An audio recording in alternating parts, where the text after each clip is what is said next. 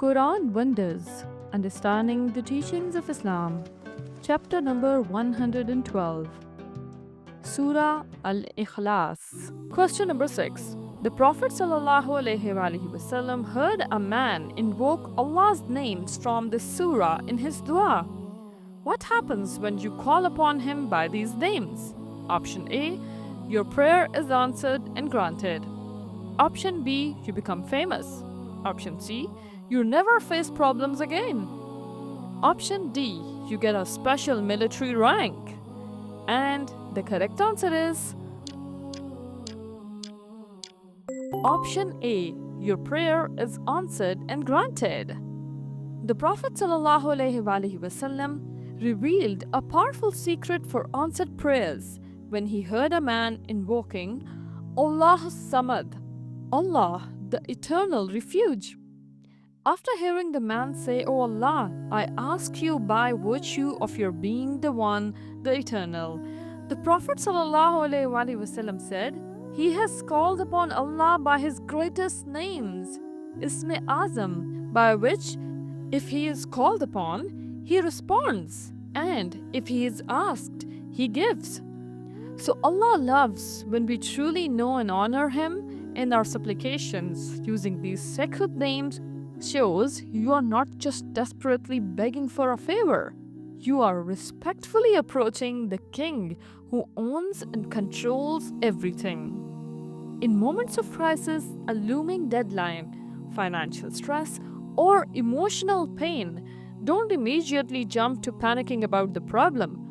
First pause and remember the one who has the power to resolve it. This mindset shift moves you from panic to empowered trust. Question number 7. What was the Prophet ﷺ's nightly ritual with Surah Al-Ikhlas? Option A. Write it on the door. Option B. Recite it, blow on hands and wipe over the body. Option C. Stay awake reciting it all night. Option D. Drink special herbal tea while reciting. And the correct answer is Option B. Recite it, blow on hands and wipe over the body. The Quran affirms Allah's absolute independence from all human characteristics. Lam yalid wa lam yulad. He neither begets nor is born. Aisha Radhiyallahu ta'ala anha narrated that every single night the Prophet ﷺ would cup his hands together, recite Surah Al-Ikhlas along with Al-Falaq and An-Nas, gently blow into his hands, and then wipe them over his entire body, starting from his head. This was his spiritual hygiene, affirming Allah's complete oneness and independence while creating a fortress of peace and protection for the soul before sleep. So Allah wants you to consciously hand over all your worries at bedtime. Wrapping yourself in the protective remembrance of His oneness shields you from the dark, anxious thoughts that often attack when the lights go out and the world quiets down. And guess what? We invest time in skincare routines and charging our devices overnight. Invest just 60 seconds in soul care before sleep. Connecting with Al-Ahad, the One, before rest makes your next day feel lighter, clearer, and more spiritually grounded.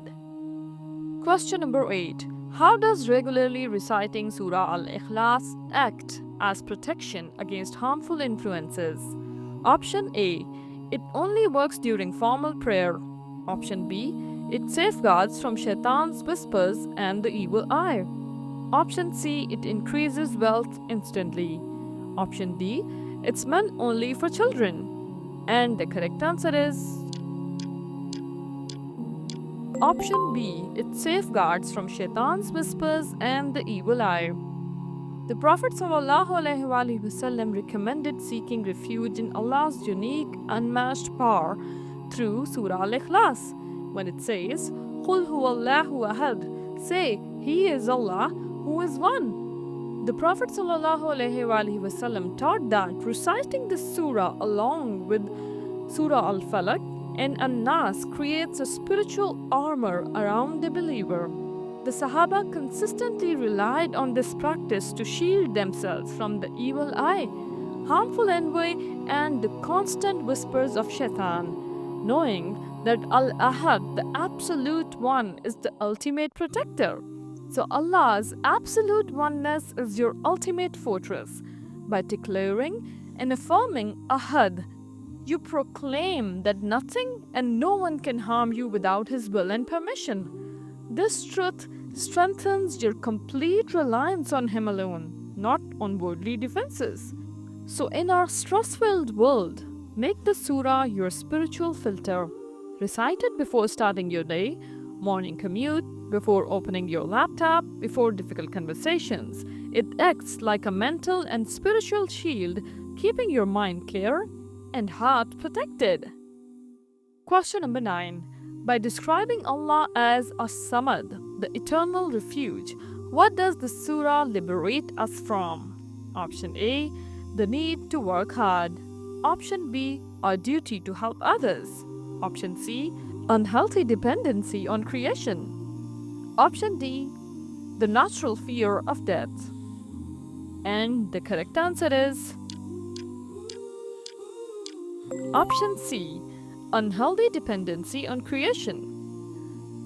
The profound term As-Samad explains the nature of true dependency. Allahu Samad, Allah, the eternal refuge. Abdullah bin Abbas radiyallahu ta'ala anhu beautifully explained that As-Samad means the master who is absolutely perfect in his mastery, the one to whom all creatures instinctively turn for their needs, while he himself needs nothing and no one. This concept gave immense inner strength to the early Muslims facing persecution. Though they were materially poor and physically vulnerable, they were spiritually wealthy because their hearts attached only to the one who needs nothing but provides everything. While we wisely use worldly means and resources, our hearts must ultimately attach only to Him. Everything else in creation is inherently needy and can disappoint or fail us. But As-Samad never fails, never weakens, never abandons. So when your anxiety creeps in about your job, security, health, or future, gently redirect your heart. Your affairs are truly in the hands of As-Samad. Shift your mental focus from obsessing over the problem to remembering the all-powerful problem solver, Allahu Samad. Question number 10. The powerful, direct statements in Surah Al-Ikhlas serve primarily as what? Option A, laws for organizing society. Option B, prophecies of future events. Option C, Allah's own definition of Himself. Option D, historical accounts of past prophets. And the correct answer is